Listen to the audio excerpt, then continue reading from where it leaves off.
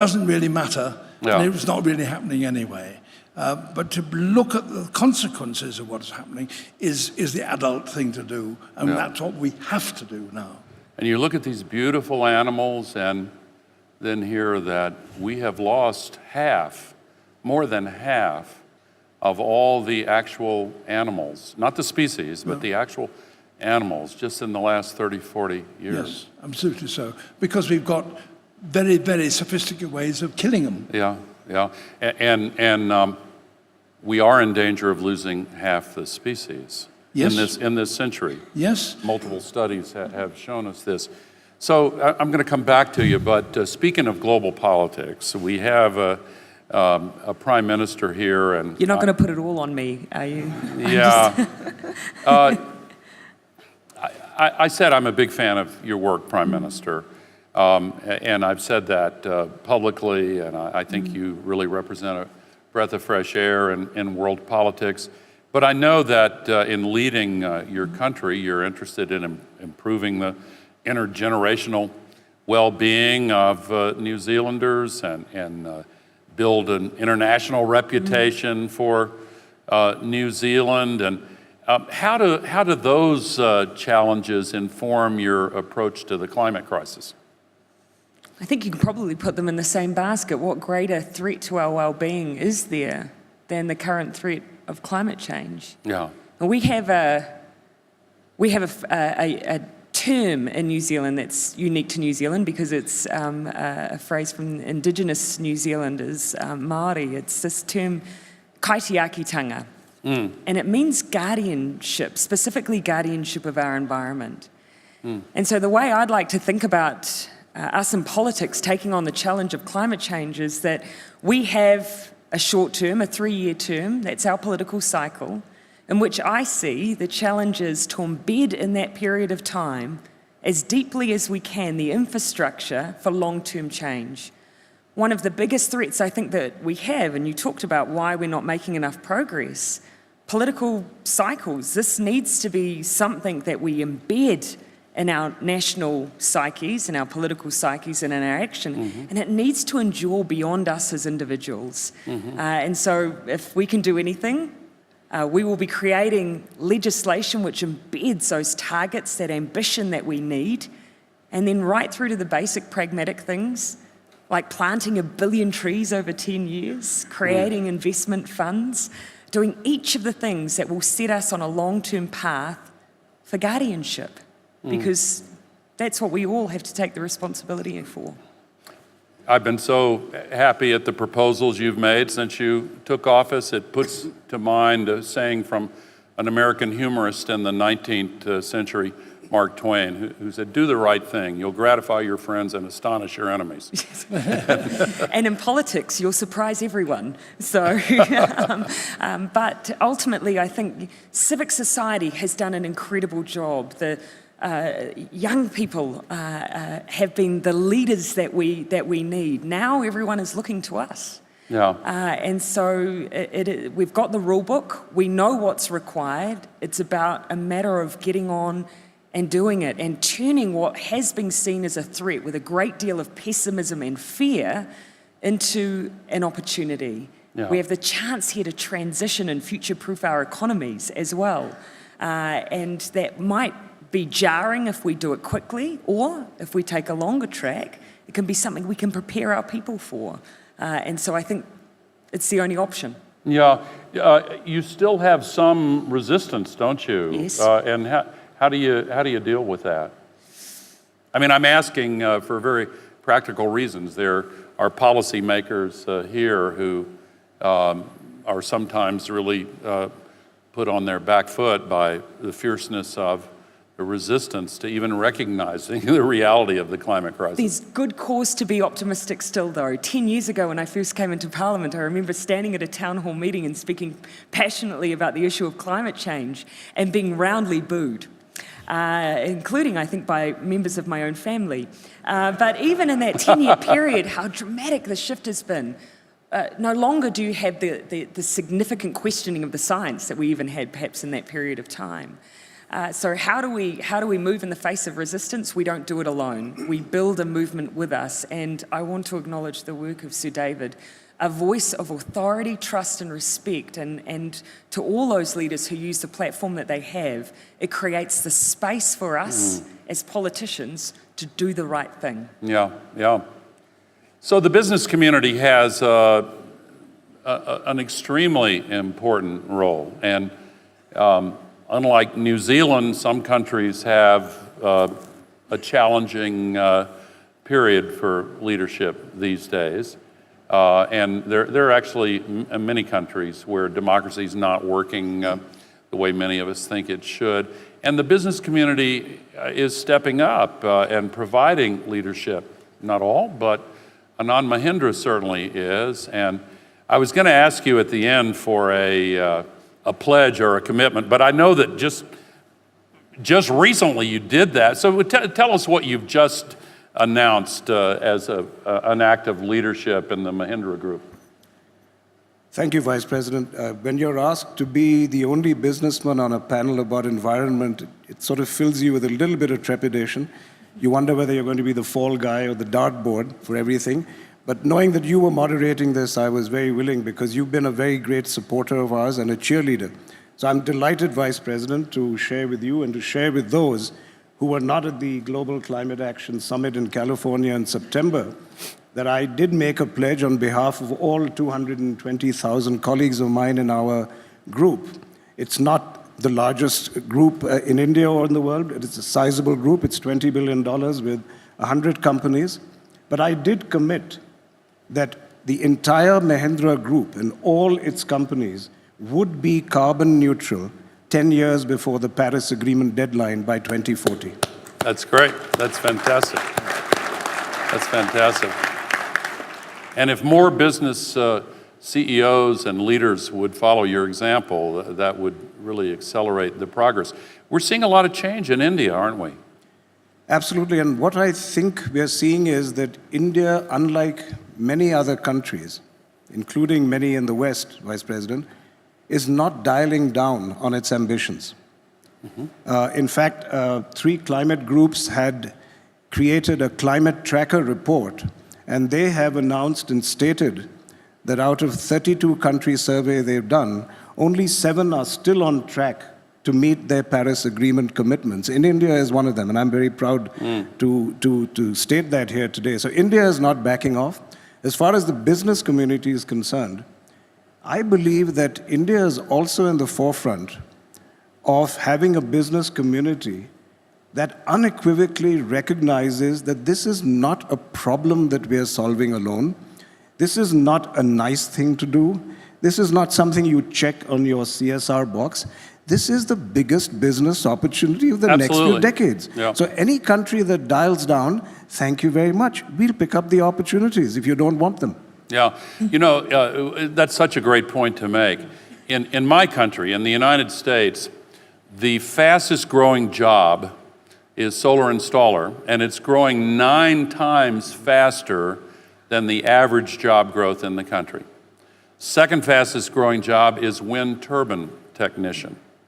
The opportunities for tens of millions of jobs, not only in the US, but all around the world for retrofitting buildings. You know, roughly a quarter of the global warming pollution can be traced to highly inefficient buildings that waste heat in the winter and cool in the summer. And you can create jobs in every community. They can't be outsourced. They're by nature in the community, and give an increase to the secular demand in the global economy on a sustainable basis at a time when we got the warning on Monday here in Davos that the risks of a downturn have increased. Well, now is the time for an increase in secular demand and moving quickly to seize the opportunities in this transition make all the sense in the world. And young people are calling for it. And I want to turn to you, Akira, because you represent a new generation of purpose-driven leaders and people involved in business. What are you doing to help mobilize other young people in Japan and elsewhere? Definitely, thank you very much. Actually, I have issue that watching these series, that just makes me so emotional in a way. But please don't take everyone, the youth generation, young generation is too emotional. But we are, as it's just mentioned, that we are just purpose-driven, and then we know what is right and wrong to us.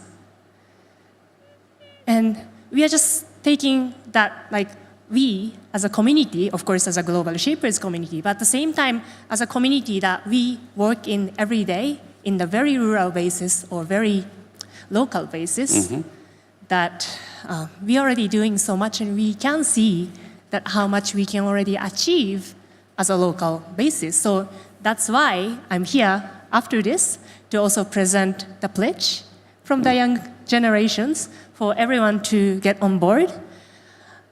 Yeah, then this is really the welcoming and opening opportunity for everyone to take their own voices in.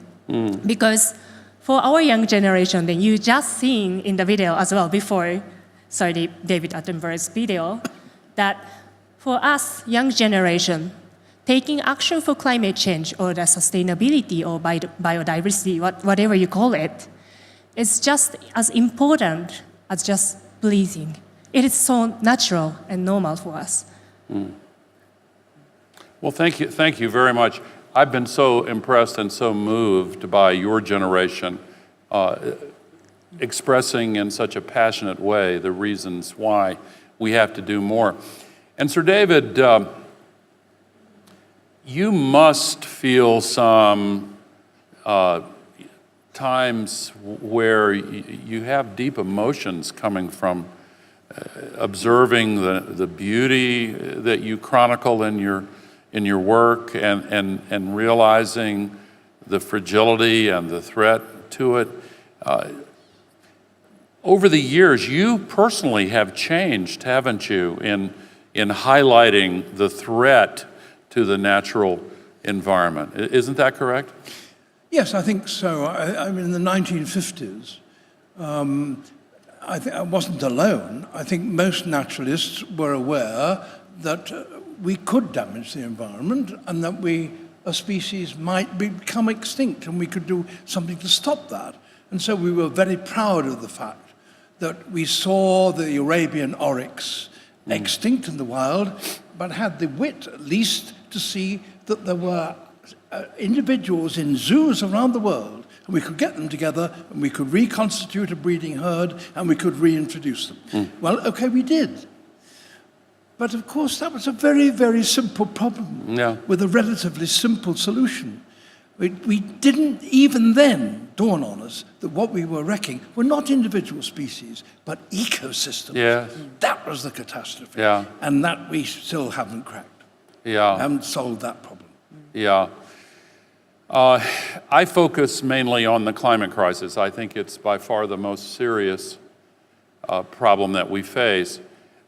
But in truth, it is the most serious manifestation of an underlying collision between human civilization as we have presently organized it and the ecological system of our planet. We're losing forests at a rate of 1 football field per second. We're seeing the acidification of the oceans. We're seeing the loss of wetlands, the loss of living species, as we mentioned before. And that's not something that can be easily undone. I find myself that there is a risk of people moving straight from denial to despair without pausing on the intermediate step of actually solving the problem. And I loved your formulation when Hilda Schwab presented the Crystal Award to you last night. You said we have to focus on that intermediate place where it's not just high alarm constantly or doom and gloom, but actually focusing on the practical steps that can be taken. So I thank you for delivering that message. Thank you. Yeah. Well, you started it. Let us pay our respect and thanks to you, because you sounded the alarm a long, long time ago. Well, you're kind to say that, but I thank you. I simply channeled what my teachers taught me, beginning with Professor Roger Revelle. We were having conversations about it, but thank you. Prime Minister, I'm not going to name any names of your fellow heads of state. I want you to conjure one of them, can be a woman, can be a man.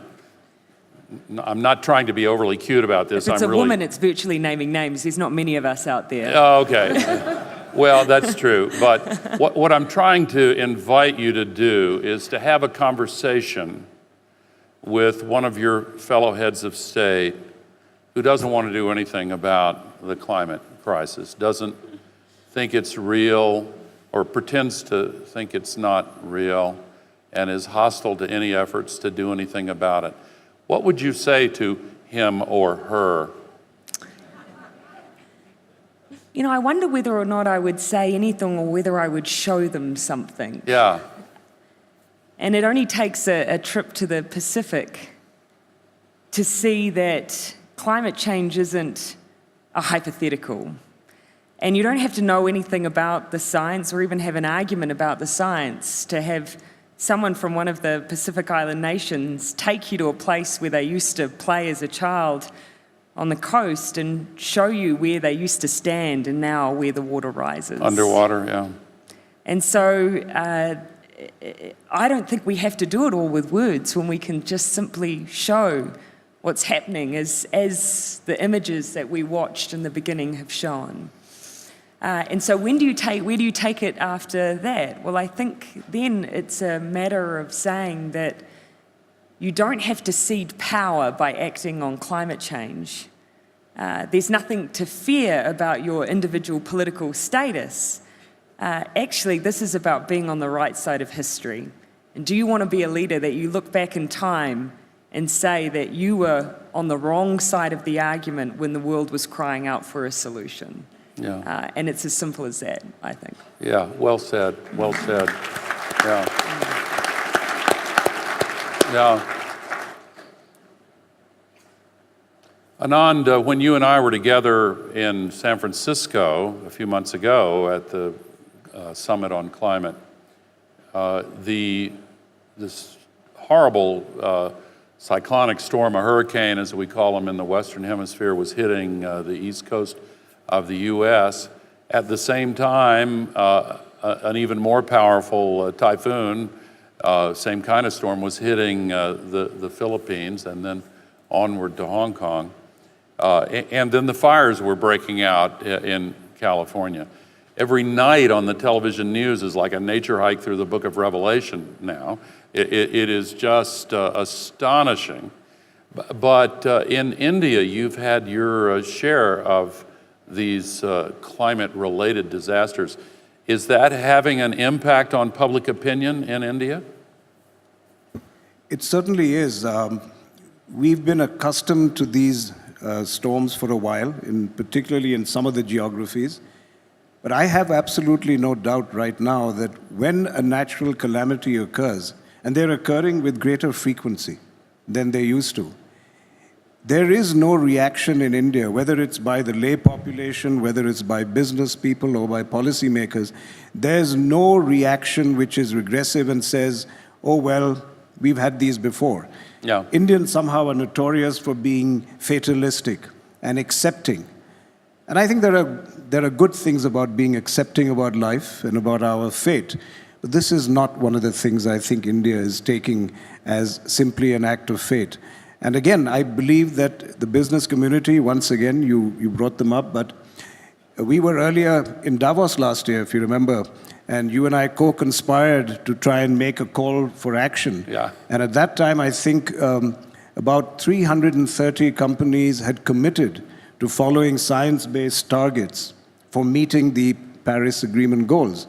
And I'm happy to tell you, you and I both called for more. Our target was 500. We're now at 515 companies who signed up. So there are many believers. great. There are not that many disbelievers. That's the good news. And in India, I have not come across anyone who doesn't recognize the dangers. I live in Mumbai. Mumbai is meant to be underwater at some point in time. I live on the coast as well. So it's a matter of survival for all of us. For India, it's about staying alive. It's not just about politics. It's not just about business, as I said earlier. It really is a question of staying alive. Yeah. And just to make one other point with India as an example, I could use my own country as well. The same fuels that are burned that create the global warming pollution and the climate crisis also, at the same time, create the kind of air pollution that makes people sick. And India has a particular challenge with air pollution in cities. And in my country, we have this as well. And in many places, China and India are well known, but there are quite a few other countries around the world that have this. But this is now also, particularly for the young generation, a motivating factor in saying we want cleaner air and cleaner water. And so linking the health consequences of our dependence on fossil fuels to the solutions to the climate crisis, I think is a step forward. No, absolutely. And young people, as you know, India is one of the youngest countries in the world. And the vast majority of people are under 25 years old. They understand that it is a matter of survival. You use that wonderful phrase, Sir David, about this is our home. And that's the message every young person in India has received from people who have some wisdom about this, that look, treat this like your home. This is not a hotel. Neither you nor your successors are going to be able to check out of here. And I think everyone's got that message. Yeah. And of course, Japan and you wanted to comment on that?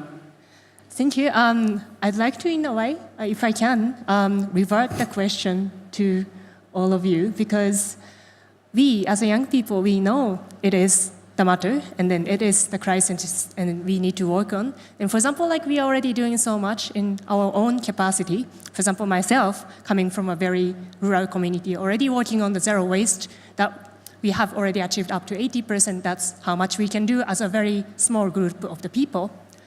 But at the same time, I also respect how much you have already worked on climate change and all these issues.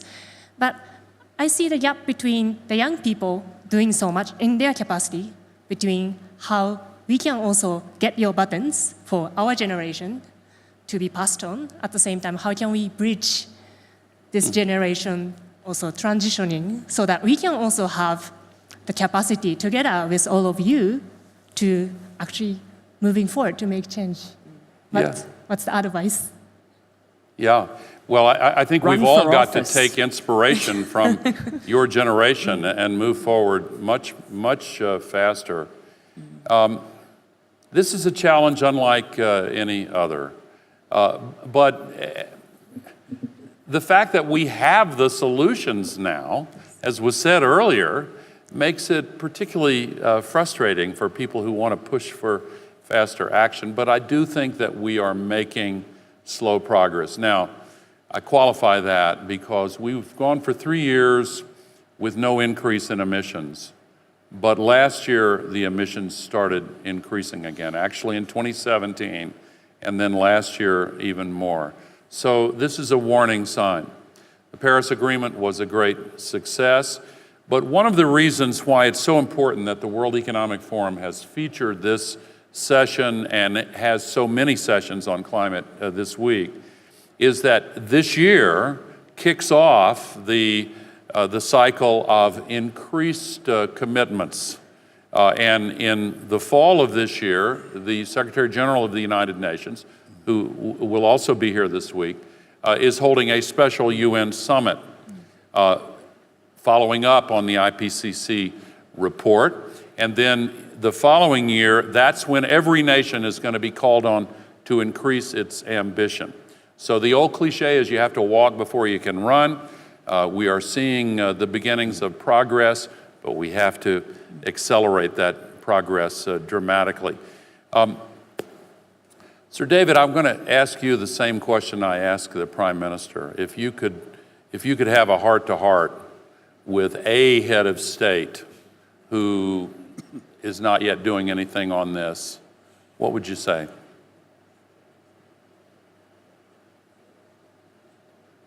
Think of the children. Think of the children. Think of your children and your children's children, and of what we are doing to the planet at the moment. And could you look them in the eye and say, I knew what could be done to stop the degradation of the environment and of the climate, but it was too difficult and rather boring, Yeah. and I failed to do it. And you are now going to take the consequences. Yeah. Yeah. Sort of the ghost of Christmas future. Take a look. Do you want to be able, do you want to have to say that? So we're running out of time here, but Prime Minister, I want to talk about economic impact, because sometimes there is this cartoonish view that we have to choose between the climate and the environment on the one hand and the economy and jobs on the other. We talked earlier about how many new jobs can be created and are being created with this sustainability revolution. But you have a unique initiative that's part of what's called the Just Transition. Yes. And with men and women who've been employed in the carbon fuel sector, you think that part of the world's approach to solving the climate crisis has to include an intense focus on a just transition for them. What are you doing in that regard? Actually, what we're inclined to believe is that any economy needs to start thinking about our measures of its success beyond just our economic success. And the traditional forms of measuring that have, of course, tended to be GDP and growth. And for us, that just doesn't tell an entire story. You can have, for instance, a country that's perceived to be thriving while their environment is degrading or while they're contributing to our global emissions. And so that's why we've started looking at doing things differently, not just having a scorecard, but this year, for the first time, and I see our Minister of Finance who's having to do actually all the hard work, I'm just the Johnny-come-lately, we will be undertaking a wellbeing budget where we're embedding that notion of making decisions that aren't just about growth for growth's sake, but how are our people faring? How's their overall well-being and their mental health, for instance? How is our environment, the clean and our fresh waterways faring in our state of growth? And these are the measures that I think give us a true sense of our success. And within that, of course, we need to then factor in, of course, as we transition our economy, how our people are faring in terms of their economic well-being and capacity. And so I'll give you an example. We have a region in New Zealand that has traditionally been an area for oil and gas exploration. But we announced last year that if we are to be honest with ourselves about our future, we need to transition away from oil and gas and fossil fuels. So we have ceased to offer any more permits for oil and gas exploration in New Zealand offshore. Now that was a significant move, but that was for us about anticipating where we need to move and saying, unless we anticipate that change, make that decision now, there will be a very jarring experience for the people currently employed in those industries. And that's what a just transition is all about. And so now we're using things like our green investment funds, we're using other mechanisms we've created around provincial growth to start investing in ideas like hydrogen and so on, to start transitioning our economies, and again, feed into those overall measures of well-being. Well, that's great leadership, and thank you very much. And Akira, I'm going to We'll give let you know how we go. I'm going to give you the last word, but beforehand, I want to ask Anand Mahindra, going from the nation-state level to the company level, you've made this very impressive pledge. You have to have a vision of how you can safeguard the jobs of the people, the women and men who work for you. And so you must see new opportunities opening up. Yes, Vice President, it's linked to the point I made earlier about this being the next few decades' biggest business opportunity. And you also alluded to the fact that right here in Davos yesterday, I think you mentioned, but even earlier in the last few weeks, there's this kind of opinion that's been simmering and coming up now that we are possibly facing a recession. And there are many sane voices now talking about that. They're not doomsday predictors. And frankly, a lot of that might be self-inflicted. Politically, in Europe in particular, it didn't have to be that way. The world was on a good path. If somebody came to me and said, can you come up with one good idea that could serve as a trigger for reigniting growth? I would say the opportunity is in climate change. Yeah. Why does it take so much, rocket scientists' brain power to come to that conclusion? Happily, I think investors and insurers are beginning to demand that from companies. So I believe that there is an answer to the jobs crisis. It is dealing with climate change. There's an answer to recession. It's dealing with climate change. I think we're almost upon that recognition. Yeah. Well, thank you so much. And I take comfort from the old cliche story about the economists who predicted 12 of the last 5 recessions. So maybe we'll escape. So let me close by asking Akira Sakano to tell us about a very unique initiative that the Global Shapers are taking. Voice for the Planet. Tell us about it. Yes, thank you very much. So we've already heard that the science has never been so clear and as urgent as now, that we need to take action now for the climate change, and no one questioned that. So as a young generation, the Global Shapers community, we'd like to welcome every one of you here to join our pledge, which is the Voice for the Planet, to add your voice and to contribute yourself to the action for the climate change. So this is the pledge that started as a Global Shapers community that we initiated. And then as a young people, I already mentioned, for us, taking action for the climate change is as important and as natural as just breathing. And then I believe everyone should be on the same place, should be on the same stage. And then that's what I'd like to present. So go to the website, voicefortheplanet.org. Please bring out your phone now. Go to the website, voicefortheplanet.org, and then please add your voice. Please bring out your commitment, and then please share so that not only everyone in this room, but also everyone around you also join this pledge. And then together, I'm sure we can safeguard our planet. Thank you very much. Well, thank you very much. Congratulations on, the Global Shapers have done such wonderful work, and thank you for this initiative. And it's voicefortheplanet.org, and it's a hashtag Voice for the Planet also? As well, when you share. On Twitter? Okay, very good. Great. So, ladies and gentlemen, I'm going to close this panel by thanking our participants, but I want to say in advance that we want you to stay in your seats because we're going to leave and then they're going to reset the stage, and we're going to have the great pleasure of hearing Sir David show us some more highlights of this fantastic new series. But I think this has been a great panel, and I want to ask you all to join me in thanking Sir David Attenborough, Prime Minister Jacinda Ardern, Anand Mahindra, and Akira Sakano. Thank you all very much.